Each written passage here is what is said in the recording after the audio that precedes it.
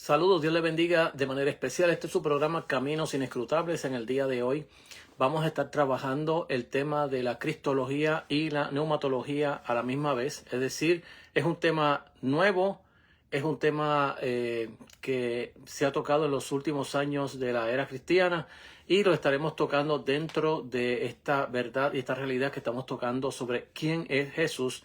Y dentro de esta verdad de quién es Jesús de Nazaret, estaremos tocando cómo se unió la cristología y la neumatología en la persona de Jesús de Nazaret. Así que Dios les bendiga de manera muy especial. Este es su programa Caminos Inescrutables, en el cual estamos trabajando un tema sumamente necesario para la fe cristiana, y no solamente necesario, es parte integral de lo que es la verdad cristiana, la verdad de la fe cristiana, de la cual predicamos y enseñamos. Así que vamos a estar orando, dándole gracias al Señor. Vamos a estar leyendo un texto de la palabra del Señor también para darle comienzo a este programa, y estaremos dando un breve resumen histórico de cómo se ha estado tocando el tema de la cristología y la neumatología, y de ahí estaremos también hablando cómo en los últimos años de la era cristiana se ha empezado a dar más énfasis a esta verdad bíblica que no se ha dado en toda la historia de la fe cristiana en los 21 siglos que llevamos predicando a Jesucristo.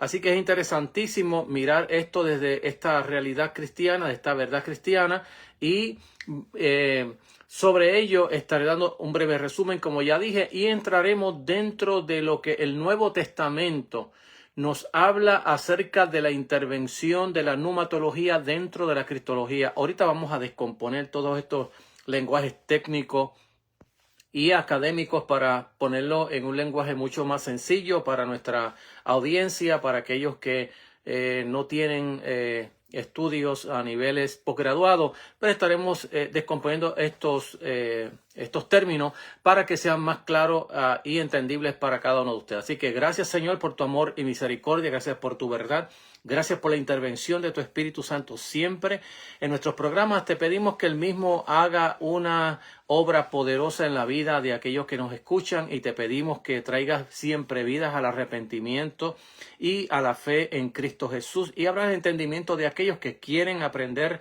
de tu palabra. Te lo pedimos en los méritos de Jesucristo, a quien damos la gloria y la acción de gracias. Amén. Bien, leemos un versículo de la palabra del Señor, bien conocido dentro del Nuevo Testamento. Es aquel que nos habla de el anuncio a la Virgen María de la persona de Jesús. Entonces nos dice el texto allí en el capítulo 1 del libro de Lucas, verso 35, de la siguiente manera: respondió el ángel y le dijo, en este caso a María: el Espíritu vendrá sobre ti, y el poder del Altísimo te cubrirá con su sombra, por lo cual también el santo ser que nacerá será llamado Hijo de Dios.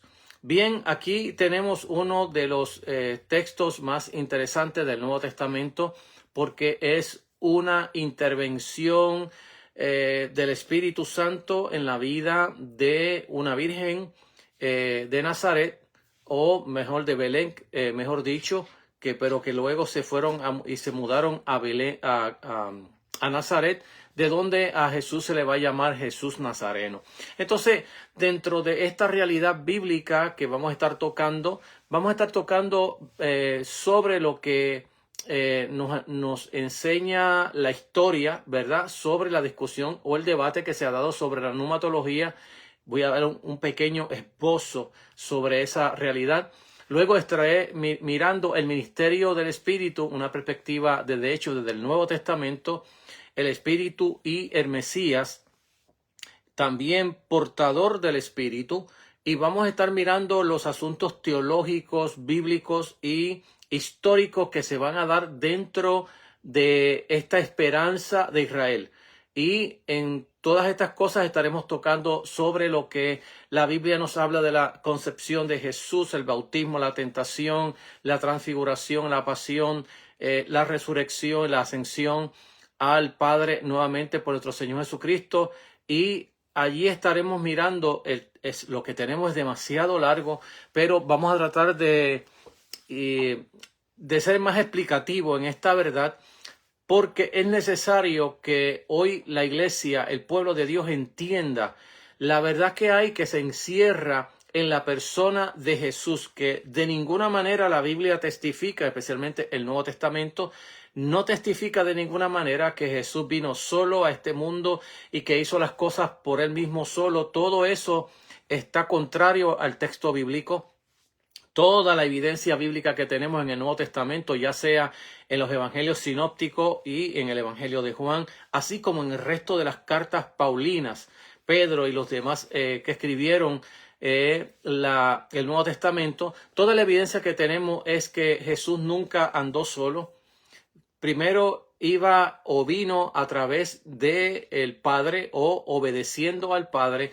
Por otro lado, también iba bajo el poder del Espíritu Santo. Esta es la evidencia bíblica que tenemos nosotros en el texto sagrado, el cual nos va a enseñar exactamente a nosotros cómo se está dando este misterio que nos revela en Primera de Timoteo 3:16, donde dice: grande es el misterio de la piedad. Dios fue manifestado en carne, visto por los ángeles, predicado a los gentiles, etcétera, etcétera. El texto nos está dando cómo este misterio de la piedad, de este misterio de la encarnación, se va a dar en la persona de Jesús, cómo fue acompañado por la persona del Espíritu Santo. De ahí que lo que tenemos nosotros de los asuntos de palabras académicas como cristología y neumatología. Cristología tiene que ver sobre la persona de Jesús. Neumatología tiene que ver sobre la persona del Espíritu Santo, o cómo se entiende la persona del Espíritu Santo en la vida de Jesús, en su ministerio, en todo su ministerio, crucifixión, muerte, resurrección, etcétera, etcétera. Entonces, mirando lo que la palabra del Señor dice, vamos a estar mirando eso desde un enfoque que lo vamos a estar tratando, que es un enfoque cristológico. Y este enfoque es importantísimo para nosotros mirar, porque este enfoque va a estar mirando exactamente cómo Jesús ministró, trabajó dentro de su ministerio terrenal. Entonces, esto se llama el misterio cristológico, que tiene que ver exactamente con un resumen de la historia de los acontecimientos de Jesús, de las obras de Jesús, que nos revelan exactamente quién es Jesús. Entonces estaremos tocando esa otra parte dentro de esta verdad. Entonces, vamos a ver, mirar primeramente la historia, es decir, cómo ha habido este debate neumatológico en la historia de la iglesia, cómo se ha tratado el asunto también cristológico y neumatológico. Y esto va a ser breve porque sería demasiado largo poder darle una historia más exhaustiva, pero vamos a ir por encima, pero dando los detalles importantísimos de esta realidad. Entonces, una forma convencional de priorizar el pasado cristiano es, por ejemplo, dividirlo en las 4 etapas que hemos tenido nosotros en la historia. La primera etapa que conocemos, que es la etapa patrística o de los primeros padres de la iglesia, por eso que se llama la era patrística, que va a darse desde los últimos años o el último siglo de la fe cristiana, mejor dicho, hasta el 4.º siglo de la era cristiana. O sea, esta parte de la era patrística nos va a seguir hasta llegar nosotros en los primeros siglos de la era cristiana, que es lo que llamamos los padres, que si Irineo, que si Agustín de Hipona, todos los que tienen que ver con los concilios y los credos de la iglesia. A todos estos se les va a llamar los padres de la iglesia. Entonces, esa era patrística que abarca desde los últimos tiempos del Nuevo Testamento hasta el siglo VIII de la era cristiana. Desde la era medieval, que va a comenzar exactamente desde ese siglo, del siglo VIII, hasta el siglo XV. Del siglo XVI, siglo XVII, va a darse lo que se llama el tiempo de la Reforma. Y de ese siglo XVIII en adelante hasta nuestros días es lo que se llama la era moderna. Y en estos últimos días han tratado de ubicar lo que se llama la era posmoderna. Pero estas son básicamente las 4 etapas de cómo se ha trabajado el tema de la cristología y también la neumatología. Entonces, el gran tema de discusión y debate en la época de los padres de la iglesia, la era patrística, se refería exactamente, más se trabajó con el asunto ontológico. ¿Quién es Jesús de Nazaret? Más allá de poder dar una explicación más cristológica de la obra de Cristo, de su mensaje, de qué fue lo que se trabajó allí, más bien se está trabajando con la persona de Jesús. ¿Quién es Jesús? Esa es la parte que llamamos la parte ontológica de la persona del Espíritu Santo, entonces, de la persona de Cristo, del Espíritu Santo también, en relación con la Trinidad esencial, es decir, Padre, Hijo y Espíritu Santo. Más que, ya vuelvo a repetir, más que de la obra del Espíritu Santo en la economía o en la administración del tema de la salvación. Entonces, especialmente el Espíritu Santo, si era tan igual como Dios Padre, como el Dios Hijo. Estos eran los debates que se estaban trabajando. El juicio ortodoxo de la iglesia en la era patrística, tanto en Oriente, es decir, la iglesia de habla griega, como en Oriente, la iglesia de habla latina, fue fuertemente afirmativo sobre quién es Jesús y su ontología, es decir, quién es esta persona llamada Jesús, coigual al Padre, que si es de doble naturaleza, humana y divina. Esta es la parte ontológica que trabajó esa parte patrística, la era de los padres de la iglesia. El Espíritu debe ser adorado coigualmente con el Padre y con el Hijo. Eso fue lo que se quedó ya plasmado en los primeros siglos de la era cristiana, que tanto Jesús era adorado. De hecho, antes que la iglesia hiciera ese credo, antes que la iglesia entrara en los debates ontológicos de la persona de Jesús, ya tenemos evidencia histórica de los padres de la iglesia o de la propia iglesia, cómo ya la iglesia adoraba a Jesús de Nazaret. No solamente el texto bíblico que nos habla de cómo se adoraba a Jesús de Nazaret, se reconocía y se le adoraba como Dios, pero también dentro de esa historia de los primeros años de la iglesia ha quedado plasmado sumamente poderosa la historia de cómo se estaba trabajando estas verdades de la palabra de Dios, el culto en la iglesia y la adoración en la iglesia, pero que luego fue plasmada en los credos de la iglesia, en los concilios. Entonces, sin embargo, existe un argumento histórico plausible de que a pesar de la igualdad que el Espíritu Santo llevaba con el Padre y con el Hijo, había una subordinación operativa del Espíritu, especialmente en Occidente, como se refleja con el tratamiento mínimo del Espíritu en comparación con el Padre y con el Hijo en los grandes credos de la cristiandad, ya sea el credo de los apóstoles, el de Atanasio, cualquier sea los credos, al Espíritu Santo se hizo un tratamiento muy, muy básico o, como decimos por ahí, por encima. Lo que se llegó en esos primeros siglos de la cristiana era a decir que había una coigualdad entre el Padre, el Hijo y el Espíritu Santo, pero había una subordinación en el tema de trabajar el tema neumatológico, o sea, la persona de Jesús en ese tiempo. En el periodo medieval, que es el segundo periodo que estamos tocando, se siguió luchando con la naturaleza precisa de la relación del Espíritu Santo con el Padre y con el Hijo dentro de la doctrina trinitaria, con respecto a las ideas bíblicas del envío del Espíritu Santo, o lo que se llama en teología la procesión del Espíritu Santo, o lo que se llama básicamente el envío del Espíritu Santo por el Padre y por el Hijo. ¿Reflejaban estos envíos la vida interior de Dios como Trinidad, o el envío del Espíritu por parte del Hijo reflejaba solo una función económica?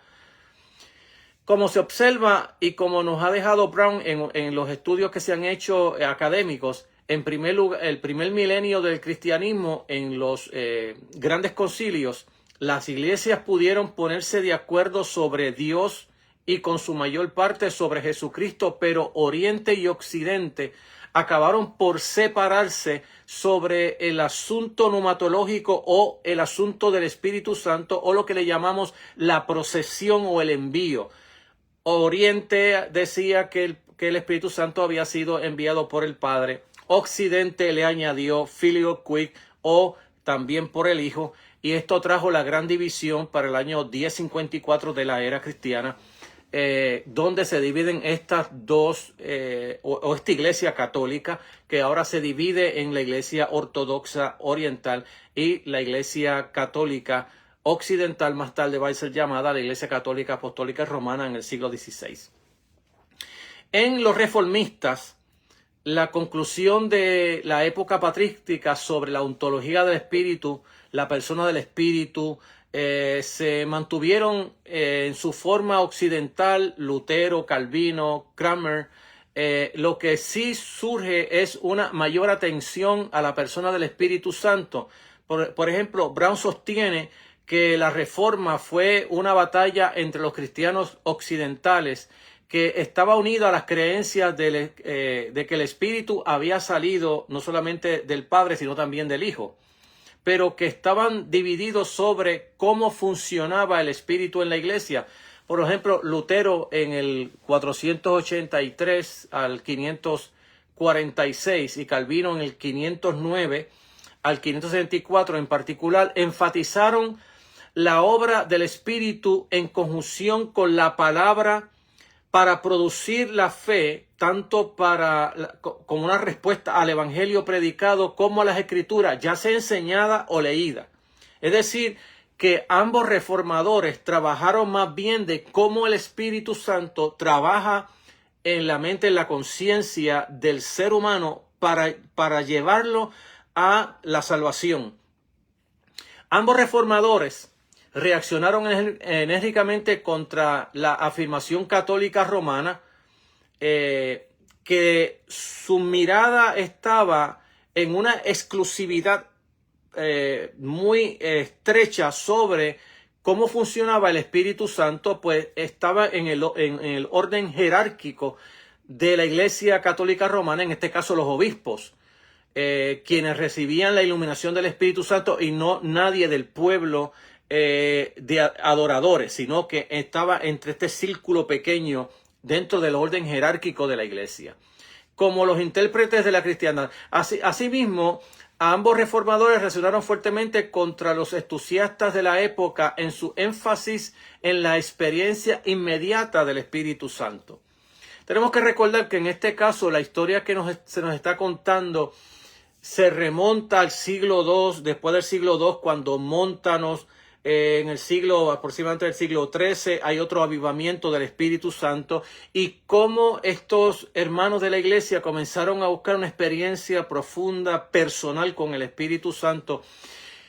Y esto también trabajó en los reformadores, de tratar de aguantar, persuadir, de que esto no se convirtiera en un aforismo de un grupo pequeño que perjudicara la fe de la iglesia, como ha pasado en toda la historia. Desde Montanos para acá ha pasado ese gran problema y sigue pasando en nuestros días.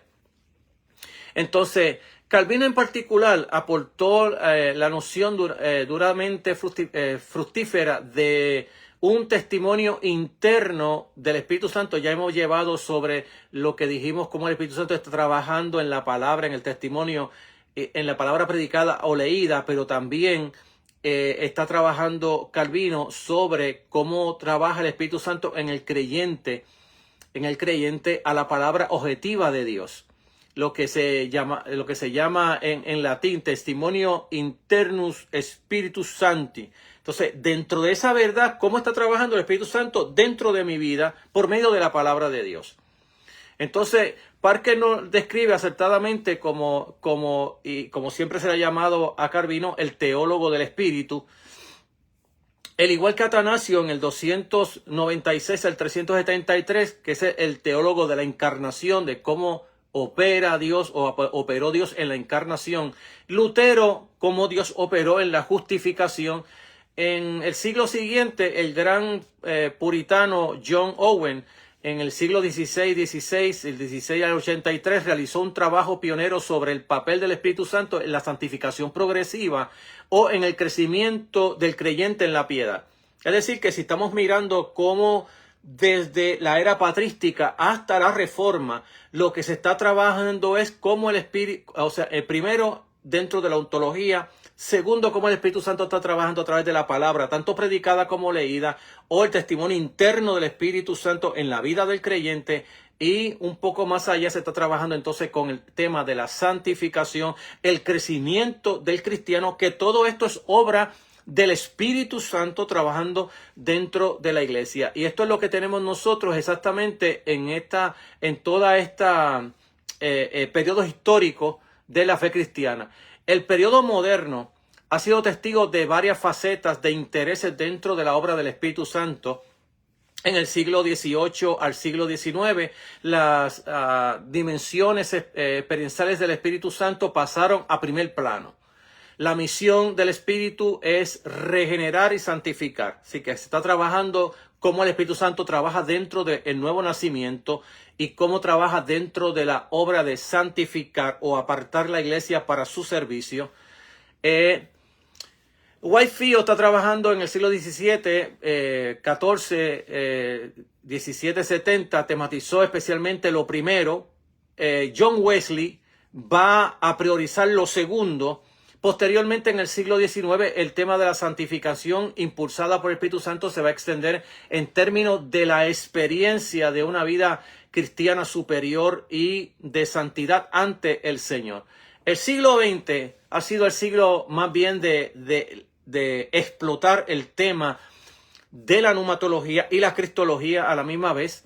Primeramente en el siglo XX, por el crecimiento moderno del pentecostalismo, surgió en este trasfondo la santidad y la preocupación por servir al Señor en el poder, que se percibía como un mundo, por ejemplo, hostil, pero como el Señor me empodera para trabajar dentro de este mundo hostil, ser fiel al Señor. La preocupación por el poder para servir no se limitó al nacimiento del pentecostalismo. Prominentemente evangelistas como Torrey, R.A. Torrey, en el siglo XVIII, 56, al siglo XIX, 28, también acentuaron la necesidad del bautismo del Espíritu Santo. En la actualidad hay varias corrientes pneumatológicas dentro de estos movimientos carismáticos.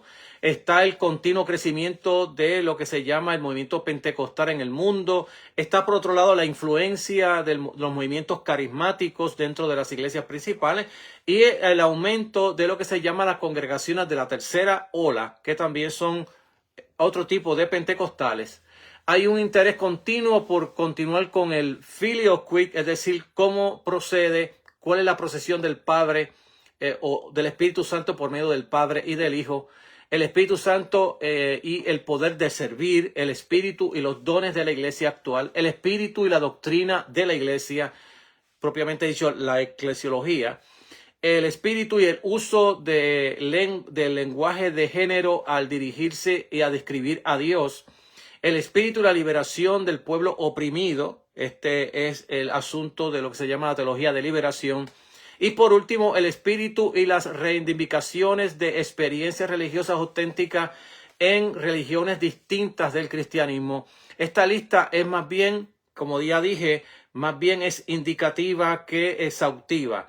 Y como ya hemos hablado en otras ocasiones, desde el siglo XX, ya de la década de los 60 hacia acá, hacia adelante, hemos visto también un auge dentro de lo que es la cristología y la pneumatología. Cómo trabajan estas dos verdades o estas dos personas dentro del ministerio de Jesús. Y a esto se le ha dado mucho énfasis en los últimos ya, tenemos ya la década de los 60, son 40 años más unos 20 años, 25 años que tenemos de este nuevo siglo. Pues ya estamos viendo cómo algunos 60 años aproximadamente, se ha ido creciendo el tema de lo que es la pneumatología y la cristología. Y este tema realmente se ha explotado porque hoy hay muchísima documentación de teología contemporánea, de cristología y pneumatología. Y es interesante que también que dentro de los libros de sistemáticas, ya sean católicos, ya sean evangélicos, pentecostales, o ya sean presbiterianos o, como podemos decir, reformados, ya sea de índoles de otras congregaciones hermanas, episcopales o luteranas de todos los concilios, denominaciones, se ha ido explotando por teólogos académicos ya este tema de una manera bien sustancial. Tan sustancial que hoy podemos hablar libremente de lo que este tema habla hoy en el día de hoy, o sea, la neumatología y la cristología. Y para descomponerlo, para hacerlo sencillo, cómo trabaja la obra, la persona, mejor dicho, del Espíritu Santo con la persona de Jesús. Y es interesante que dentro de este tema de la cristología y la neumatología de Jesús y el Espíritu Santo, se ha encontrado evidencia sustancial, o sea, sustancial para probar, argumentos que son sólidos para probar que durante lo que se llama la procesión de Cristo, o sea, cómo viene Cristo, cómo viene el verbo, cómo el verbo se hace carne, hasta todo el ministerio de Jesús, hasta su muerte y resurrección, se ha dado por sentado que ha habido una subordinación del Hijo al Padre, pero no solamente del Hijo al Padre, sino del Hijo también al Espíritu Santo. Entonces, esto es una verdad que quizás no se ha tocado en muchas congregaciones por el hecho de que aunque hay muchas congregaciones que son carismáticas, ya sea pentecostales o carismáticos o tercera hora o cualquiera de los que creemos en la manifestación de los carismas, por eso es que se le llaman carismáticos o se llaman pentecostales, porque creemos en que el Señor capacita al creyente para tener una intimidad con el Señor tan fuerte que puede hablar en lengua, que hay milagros en la iglesia, sanidades, liberaciones, que hay los dones del Espíritu Santo están trabajando dentro de la iglesia. Y a todos estos grupos, ya sean bautistas pentecostales, ya sean presbiterianos pentecostales, ya sean católicos pentecostales, porque ya el pentecostalismo ha avanzado tanto, así como se ha desviado también mucho en los neopentecostales, como también dentro de lo que llaman hoy la nueva reforma apostólica. Entonces, la realidad de los pentecostales es que esto ha sido tan abrumador porque ha alcanzado ahora denominaciones que antes se llamaban denominaciones históricas y cesacionalistas, donde no creían en el movimiento del Espíritu Santo, en dones, milagros, sanidades, expulsiones de demonios, todas estas cosas. Y hoy hay denominaciones de todos estos tipos que ya he hablado, donde creen en el movimiento del Espíritu Santo. Bueno, hay iglesias, según he leído yo en toda la investigación que siempre hago y los teólogos que hablo, que leo para traer esta enseñanza, tenemos católicos pentecostales, teólogos, que creen en todas estas verdades de la palabra del Señor. Y la evidencia más grande de todas estas cosas la trajo Stanley Bergin, quien en la década de los 60 es un pentecostal, teólogo, que él va a investigar toda la historia de la fe cristiana, es decir, lo que los libros que hay. Hasta ahora, si mi mente no me falla, hay unos 33, 34 volúmenes de toda la historia de la iglesia, es decir, desde el primer siglo de la era cristiana hasta nuestros días.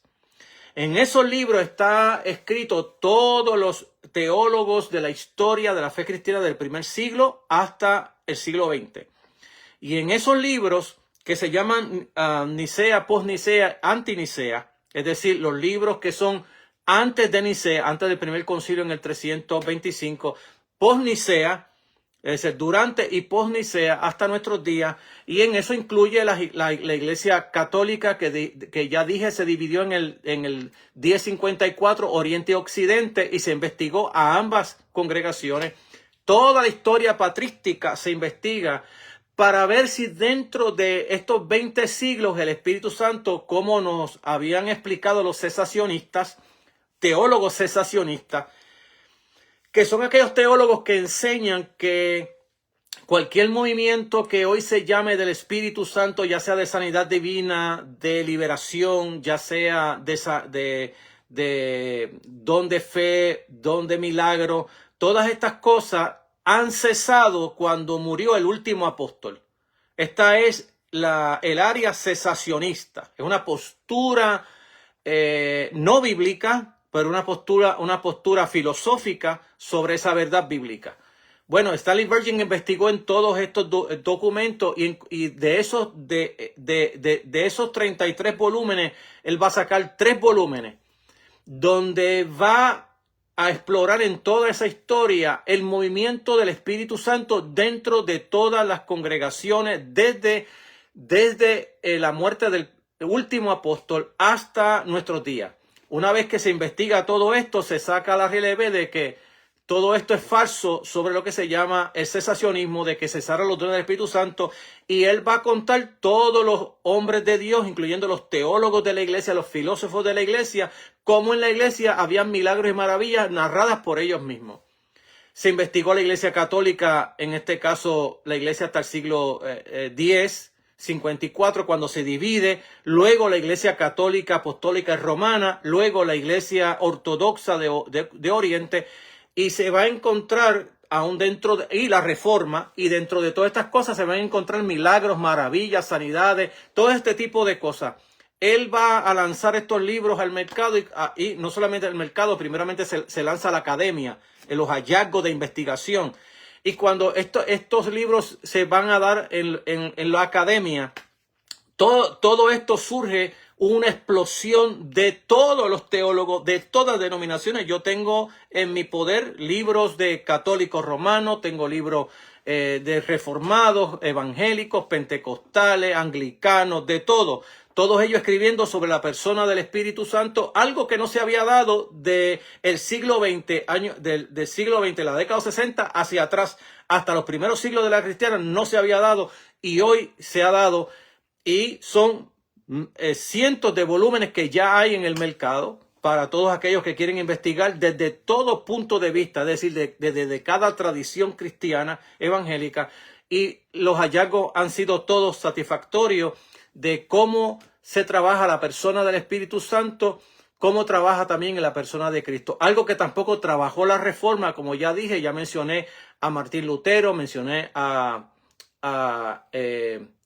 teólogo del Espíritu, a Calvino y a los demás teólogos, que todos ellos, bueno, en ningún libro de teología sistemática viejo de 100 años hacia atrás, usted no va a encontrar la obra, la cristología y la pneumatología juntas. Usted lo va a encontrar ahora en este siglo XX, ahora a finales de que estamos viviendo, lo que se llama teología contemporánea. Usted va a encontrar estas verdades de las que yo estoy tocando en esta enseñanza en el día de hoy. Así que, habiendo hablado sobre estas realidades, de cómo estaba trabajando este asunto de la historia que traje desde el primer siglo, desde, como ya dije, la era patrística, la medieval, la reforma y lo que se llama la iglesia contemporánea. En todo esto ya hemos visto, en lo que le estoy hablando, de cómo desde que Stanley Virgin saca estos 3 volúmenes, se va a dar todo un auge en todas las denominaciones y concilios evangélicos para entonces hacer una investigación más exhaustiva sobre la persona del Espíritu Santo. Y en este caso se va a trabajar a ambas categorías sobre cristología y pneumatología, es decir, cómo trabaja la persona de Jesús y la persona del Espíritu Santo. Entonces, en esta parte es lo que vamos a llamar el misterio del Espíritu, una perspectiva desde el Nuevo Testamento, el Espíritu y el Mesías, o sea, el Espíritu Santo y Jesús, portador del Espíritu. Que es interesante este título que se ha puesto aquí, el misterio del Espíritu, y decimos misterio porque cómo ha estado trabajando el Espíritu desde el Antiguo Testamento. Entonces, aquí hay que hacer toda una historia sumamente larga, que yo no la haría, no me atrevería a hacerla ahora mismo, por el hecho de que me va a consumir demasiado tiempo poder hablar cómo se trataba el Espíritu Santo en el Antiguo Testamento. Y tenemos que recordar algo que a muchos le cae pesado y que personalmente en estudios que he tenido en congregaciones que he pastoreado, a la gente le ha caído pesado cuando yo he dicho que cuando nosotros leemos los 4 evangelios, estamos leyendo la historia del Antiguo Testamento, no estamos leyendo una historia explícita del Nuevo Testamento. Bueno, La razón que digo esto es sencilla, porque yo sé que cuando uno lee la Biblia y uno busca a Mateo, lo primero que dice el Nuevo Testamento. Bueno, porque ese Nuevo Testamento lo leemos como si fuese el Nuevo Testamento y tiene cierta verdad. Pero la realidad histórica es que cuando estamos leyendo los evangelios, estamos leyendo los últimos años de la era de la ley mosaica. Esta es la realidad que vamos a ver en los 4 evangelios cuando usted verá a Cristo sanando a los enfermos y diciéndoles vayan al sacerdote para que él certifique de que ustedes están sanos. Cada vez que Jesús habla se está apoyando en la ley mosaica. ¿Por qué? Porque Jesús vivía en la ley mosaica. Bueno, un texto que certifica eso con lujo y detalle en Gálatas 4:4. Cuando vino el cumplimiento del tiempo, Dios envió a su Hijo, nacido de mujer, en este caso de María, y nacido bajo la ley, bajo el régimen mosaico, nació nuestro Señor Jesucristo. Cuando vino al mundo en su ministerio, que salió predicando la palabra, dijo, porque yo no he venido a abrogar la ley, sino a cumplirla. Es decir, que Él viene a cumplir algo, una exigencia divina, al pueblo de Israel, que el pueblo de Israel no pudo guardar y que Él viene ahora a guardarla y brindarnos a nosotros dentro de ese punto de vista la justificación de vida.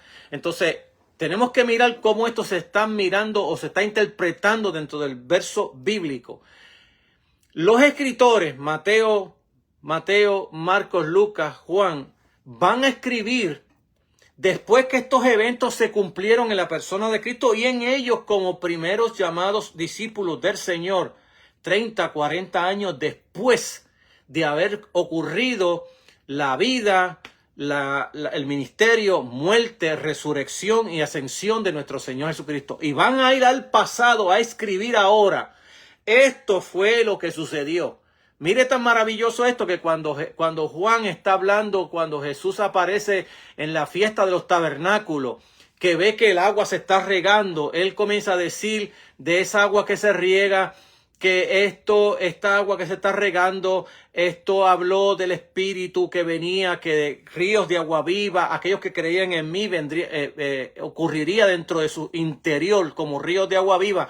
Y hay una cláusula dentro del propio texto donde Juan dice, y esto dijo del Espíritu Santo que había de venir, porque todavía no había venido el Espíritu Santo. Entonces, dentro de la visión de los escritores del Nuevo Testamento, de los Evangelios, ellos están escribiendo posterior ahora de lo que sucedió, pero cuando van a narrar, cuando van a escribir, van a irse a la época de Jesús y a narrar las cosas como sucedieron allá. Es por ende que en los evangelios usted no va a encontrar teología, usted va a encontrar historia. Y cuando yo digo teología, estoy hablando de explicar qué significaba esto que Jesús estaba haciendo. Todo lo contrario, los discípulos que van a decir y nosotros no entendíamos lo que estaba ocurriendo. Y cuando Jesús habló sobre el Hijo del Hombre que ascendería, nosotros no entendíamos lo que se decía. Cuando Jesús habló que al tercer día moriría y que resucitaría entre los muertos, ellos hablaban de qué está hablando Él de resucitar de los muertos. Es decir, que ellos, aunque están narrando 30 años después del evento, cuando vienen a narrarlo, nos van a narrarlo exactamente dentro de su propia ignorancia que tenían en el momento que Jesús hizo su aparición. Y es interesante, porque esto nos enseña que los evangelios, que los 4 evangelios que tenemos, están narrando cada uno desde su propia perspectiva a una población individual, cada uno de ellos, pero está narrando dentro de la propia ignorancia que ellos tenían para ese momento. Es decir, que fueron fieles, en este caso, a la historia. Y esto es interesante saberlo. Los evangelios nos van a narrar a nosotros la vida de Cristo cuando los discípulos todavía estaban en ignorancia. No van a decir, no van a entrar en teología, como ya encontramos ahora en Pablo, que va a decir Pablo, esto significa tal cosa. Es interesante que todas las doctrinas de la fe cristiana que encontramos en Pablo, la vamos a encontrar en Jesús. Jesús las dice de una forma más, ¿cómo puedo decir? Más concentrada. Pablo va a ser más explicativo en cada una de ellas. En eso vamos a estar trabajando en el próximo tema que yo tengo. ¿Para qué vino Jesús? Porque estoy tocando el tema ontológico de ahora, ¿quién es Jesús? Y estamos tocando, de hecho, dentro de este tema ontológico, lo que es la cristología y la neumatología dentro de la humanidad de Jesús. Es decir, estamos tocando el asunto de la humanidad de Jesús. Lo que se llama cristología baja, que toca la humanidad de Jesús. La cristología alta va a tocar la divinidad de Jesús. Y ya la tocamos. Lo que estamos tocando era la humanidad. Los mensajes pasados estamos tocando sobre la tentación de Jesús, que tiene que ver con la humanidad de Jesús. Y hoy estamos tocando sobre la humanidad de Jesús, el Espíritu Santo. Una de las preguntas que se hacen es, ¿y por qué Jesús tuvo que ser lleno del Espíritu Santo si era Dios? Bueno, este es un asunto cristológico, pero cristología baja. Tiene que ver con el asunto de la humanidad de Jesús. Entonces, aquí vamos a contestar estas preguntas. Ahora, estamos tocando ahora, una vez que hablé de esa historia, que ya dividí los 4 periodos, la era patrística medieval, la era de la Reforma, cómo los teólogos han trabajado en todas estas épocas, y trabajé también desde la era contemporánea, que se habla desde el siglo XVIII en adelante hasta nuestros días, junto con lo que hoy se habla el posmodernismo. Es decir, que estamos viviendo todas estas 4 eras que estamos miramos cómo los teólogos están trabajando, o los estudiosos, podemos decir los escolásticos, o los exégetas y teólogos biblistas, cómo han trabajado todo este asunto de la neumatología, es decir, de la persona del Espíritu Santo. Pero ahora estamos hablando en Jesús. Y es interesante porque la Biblia va a ser explícita. Ya dije que voy a usar el modelo, lo que se llama el misterio cristológico, o el modelo cristológico, que es un enfoque que va a trabajar con los acontecimientos de la vida de Jesús, que esos acontecimientos de la vida de Jesús nos van a revelar quién es Jesús. Entonces es interesante porque estamos trabajando más bien con el texto bíblico, más bien con la historia del texto bíblico, como el texto bíblico me está narrando esta persona llamada Jesús. Entonces, el misterio del Espíritu, la perspectiva que tiene el Nuevo Testamento sobre esta verdad, tenemos que ver cómo cambia la neumatología del Antiguo Testamento al Nuevo Testamento, porque mientras nosotros estamos desde el Antiguo Testamento mirando la neumatología, la persona del Espíritu, vamos a mirar que en el Antiguo Testamento, desde el libro de Génesis hasta Jesús, vamos a encontrar que el Espíritu Santo es una extensión misma de Dios mismo. No es que hay un Dios y un espíritu aparte, como que si fuesen 2 personas distintas. No, eso no se va a dar en el Antiguo Testamento. Porque, en primer lugar, una de las verdades que tenemos que mirar dentro del Nuevo Testamento es el orden cronológico. Es decir, cómo la revelación de Dios se va a dar de forma paulatina, progresiva, va progresando. Dios va revelándose a sí mismo poco a poco, durante todo el Antiguo Testamento hasta el Nuevo Testamento. Eso es lo que llamamos nosotros revelación progresiva. Es decir, que Dios no vino de sopetón y dijo, aquí estoy yo, mírenme cómo soy. No, todo lo contrario. Dios se va a revelar en el Antiguo Testamento él solo. Y va a revelarse desde los primeros versículos de la Biblia. En Génesis se va a revelar ya desde el punto de vista genérico.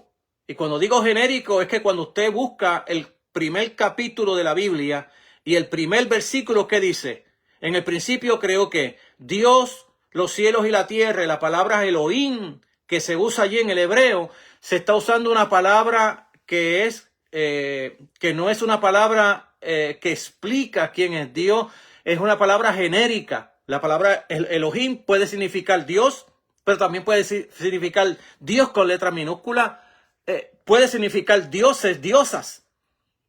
Entonces el texto dice, en el principio creó Dios los cielos y la tierra.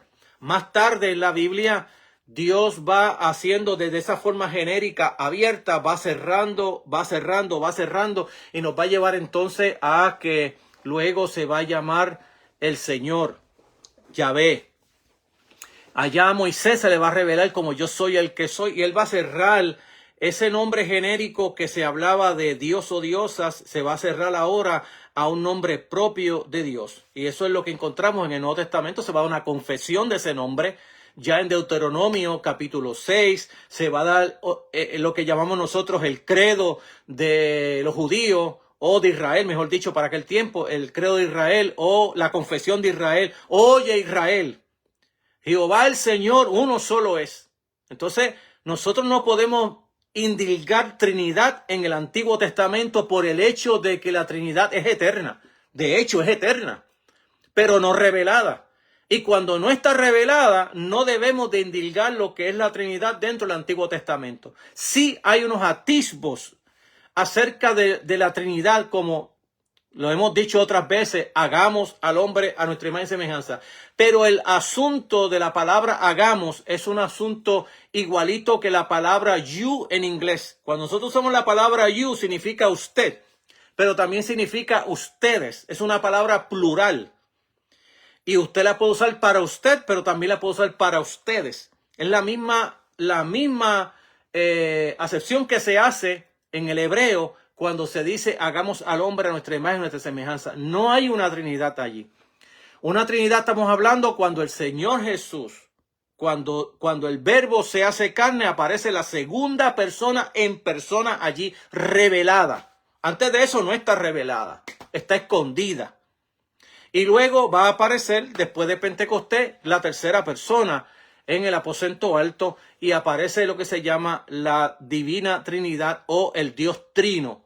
Entonces es interesante que nosotros no seamos anacrónicos al texto, es decir, que le impongamos al texto una Trinidad en el Antiguo Testamento que no tiene, va a tenerla en el Nuevo Testamento. Imagínense si los judíos no eran trinitarios, que cuando Jesús le pregunta a los judíos y le dice, ¿cómo es que dicen los escribas y los fariseos que el Cristo es hijo de David?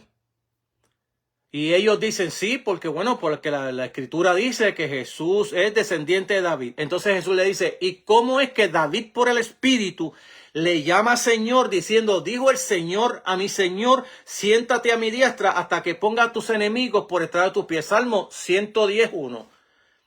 Ninguno les contestaron la pregunta. ¿Por qué? Porque la pregunta era para la mente de ellos, de un solo Dios. Oye Israel, Jehová tu Dios uno solo es. A que ahora me digan que pues había otro más. Yo no lo sabía. No lo van a decir porque su confesión es Jehová el Señor, uno solo es. Entonces es interesante que cuando Jesús toma prerrogativas divinas, perdonar pecado, decir que él y el Padre eran uno, todas estas cosas, a Jesús lo van a apedrear, a Jesús lo van a señalar que él es blasfemo y que tiene que morir por su blasfemia. Entonces no podemos por ninguna manera de indicar Trinidad por el hecho de que yo soy cristiano y creo en la Trinidad, pero no estaba revelada en el Antiguo Testamento, y los judíos ninguno hasta el día de hoy, ni los de antiguos de los tiempos de Jesús, ni los de hoy creen en la Trinidad.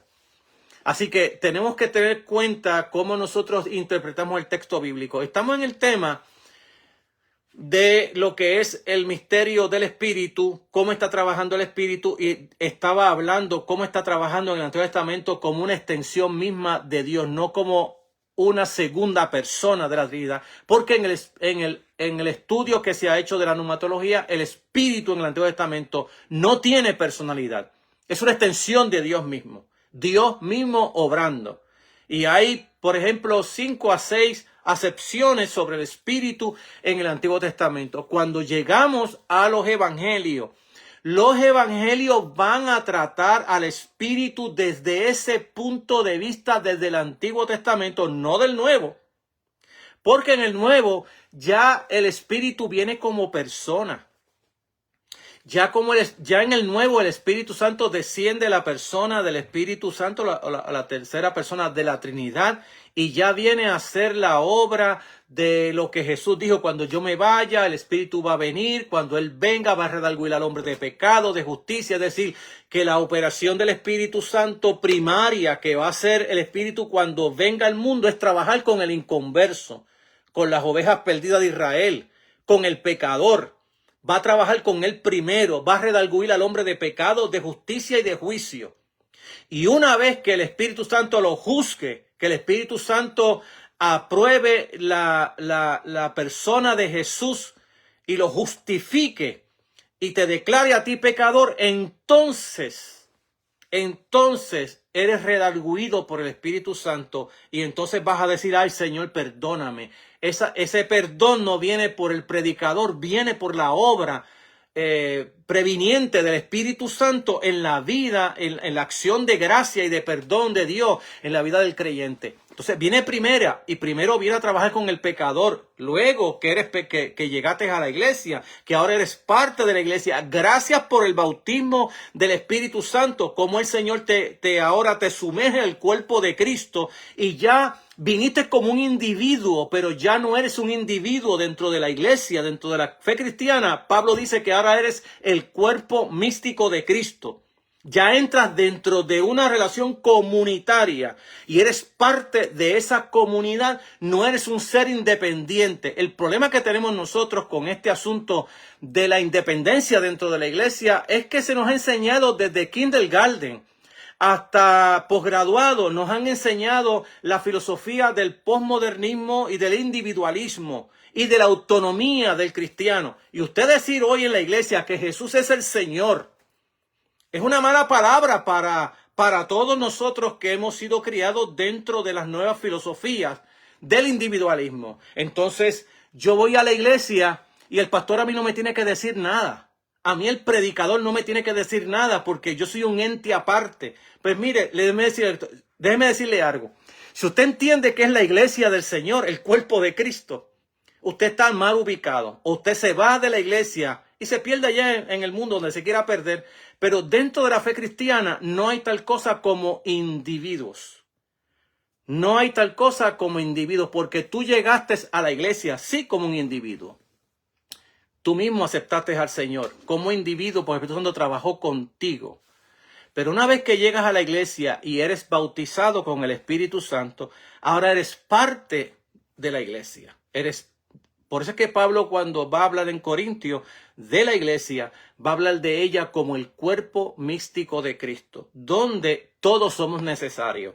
Aquí no es necesario meramente el predicador o el maestro que nos enseña la palabra del Señor, y mucho menos el pastor. Aquí todos somos necesarios. Yo como pastor dependo de cualquier miembro de la iglesia que me predique y me enseñe la palabra en el altar. Y de la misma manera que yo predico y espero esa reacción del Espíritu Santo, le espero de un niño que me predique la palabra, de una mujer que me predique la palabra, de cualquier persona que me predique la palabra, porque yo tengo necesidad del Señor como la tiene Raimundo y todo el mundo. Entonces, dentro de esa verdad, todos nos necesitamos. Por eso es que Pablo le dice allí en Corintios, yo no le puedo decir al ojo, salte de mí porque no te necesito, o al oído, porque no te necesito. ¿Es el cuerpo todo oído? ¿O el cuerpo es todo ojo? No, el cuerpo está estructurado con muchos miembros. Y todos esos miembros, ninguno puede decir soy independiente, porque todos nos necesitamos, todos nos tenemos que ayudar. Esta es la verdad que tenemos dentro del texto bíblico de lo que es la iglesia o lo que es la eclesiología. Entonces, dicho eso que estoy hablando sobre este asunto de la perspectiva del Nuevo Testamento del Espíritu y el Mesías, portador del Espíritu, porque este es otro asunto que tenemos que tocar, quizás no lo toque en esta enseñanza de cristología y neumatología, pero lo voy a tocar en el próximo que voy a tocar, ¿para qué vino Jesús? Pero es interesante cómo Jesús dentro de esta verdad se va a ser portador del Espíritu Santo. No solamente uno que está subordinado al Espíritu, que va a ser llenado del Espíritu, que va a ser llenado para ministrar, para hacer su operación o su trabajo, ministerio mesiánico, sino que el poder de Dios va a estar con él y va a ser movido por el poder de Dios. En este caso está subordinado al Espíritu Santo. Entonces, o al Espíritu de Dios, como más bien el texto habla, igual que en el Antiguo Testamento se hablaba del Espíritu de Dios, en el Nuevo Testamento, especialmente en el Evangelio, va a seguir el mismo criterio, Espíritu de Dios. Ya en los Hechos y las Epístolas se va a cambiar por el Espíritu Santo, que ese es uno de los cambios neumatológicos que hay en el texto bíblico. Primero lo vamos a ver en el Antiguo Testamento, que no hay personalidad en él, es una extensión misma de Dios. Y luego vamos a verlo en el Hechos en adelante como el Espíritu Santo. Has mentido al Espíritu Santo. Tú no le mientes a un viento. Usted le puede mentir a una persona, pero no se le miente a un viento. Estos son lo que se llaman los asuntos que vienen del Antiguo Testamento, que comienzan a estar en desuso o que se van a cambiar la manera de cómo se trabajaba en el Antiguo Testamento a cómo se va a trabajar en el Nuevo Testamento. Y es interesante que la persona del Espíritu Santo en la vida de Jesús nada más, estamos hablando en la vida no en la vida de los discípulos del Señor. Los discípulos del Señor van a estar todavía en la mente de ellos, en el pensamiento de ellos, en la vida de ellos, igualito que en el Antiguo Testamento. El Espíritu de Dios sobre ellos. En Jesús, el Espíritu Santo va a venir en una relación trinitaria, que es distinto. Y mire cómo va a venir primero. Dentro de ello, ya le dije cómo este asunto del misterio, los misterios cristológicos, que ya le expliqué que este enfoque trabaja con los acontecimientos claves de la vida y la obra de Jesús, que constituyen el marco de trabajo y de comprensión de su persona. Y ya le dije que está en lo que es la concepción, la tentación, la transfiguración, la pasión de Jesús, la resurrección y la ascensión. Entonces, también vamos a incluir en esta lista las obras de Jesús como corolario de su encargo mesiánico en el bautismo de Juan, y su superación en la tentación como el verdadero Israel de Dios y último Adán. Que esa parte no la toqué exactamente en la tentación por el hecho de que estos temas a veces se juntan en uno con el otro, y quise tocarlo o quiero tocarlo mejor en esta otra parte. Entonces, esto es importante, esta última sección, porque el testimonio que tenemos dentro de los evangelios, en ningún lugar en los evangelios, usted puede leer Mateo, y si no lo quiere leer, hoy hay Biblias que tienen audio, y usted puede escuchar desde Mateo hasta Juan, y no va a encontrar un solo versículo, ni lo va a encontrar tampoco dentro de las epístolas, es decir, de todo el Nuevo Testamento, no va a encontrar un solo versículo que diga que Jesús hizo milagros porque era Dios. En ninguno. Todo lo contrario, ya dije que Jesús estaba subordinado al Espíritu de Dios en el Antiguo Testamento, donde él vivía, y que cuando Jesús está haciendo obras, él mismo verbaliza, Jesús mismo verbaliza que lo que él está haciendo, lo está haciendo por el dedo de Dios, porque el Espíritu de Dios está sobre mí. Así lo va a testificar también Pedro en el capítulo 10 del libro de los Hechos, y va a decir cómo Jesús anduvo haciendo milagros y sanando a los enfermos porque Dios estaba con él. Nunca va a decir porque él era Dios. Entonces, esto es una verdad que la vamos a ver dentro de esta enseñanza. Hermanos, el tiempo se me ha ido como agua. Sé que esta introducción sobre la cristología y la neumatología es sumamente interesante e importante, pero yo mañana, con el favor del Señor, voy a seguir a las 7 de la noche en este tema para ir desarrollándolo y explicándole a todos ustedes cómo la Biblia está mirando el tema de la cristología y la neumatología, es decir, cómo trabaja Cristo bajo la influencia y el poder del Espíritu Santo dentro de su propio nacimiento hasta su muerte y resurrección. Y esto es interesantísimo porque ya hemos dicho que ni en la teología reformada, o lo que llamamos de la Reforma para acá, se trabajó este tema hasta ahora en el siglo XX o a finales del siglo XX y el principio de este siglo también se ha trabajado. Y ya dije que de todas las vertientes, si no ha visto el programa de principio, vuélvalo a ver para que usted vea la introducción que hice y pueda mirar cómo esto se está trabajando dentro de los estudios que se han hecho. En lo que estoy hablando es de teología contemporánea, para que vea cómo se está trabajando o se trabajó el Espíritu desde los primeros siglos hasta el día de hoy, y cómo se está trabajando la cristología desde los primeros siglos hasta el día de hoy.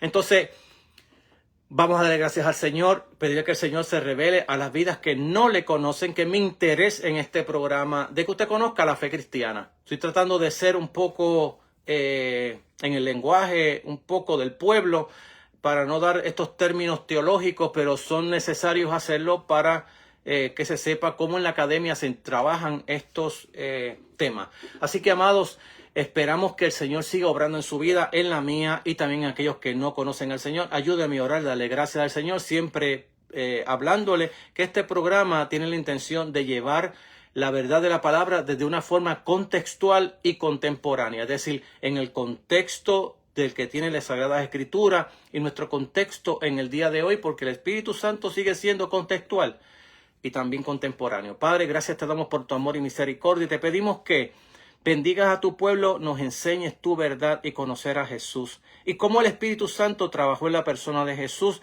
y aquellas verdades como el Espíritu Santo también trabaja en nosotros. Señor, hazlo porque lo pedimos en el nombre de Jesús. Sana a los enfermos, bendice a todos y permite que este programa siga siendo de bendición para muchos. En el nombre de Jesús. Amén. Que el Señor les bendiga rica y abundantemente y como siempre digo, que el Señor les bendiga 1000 veces más que a mí. Bendiciones.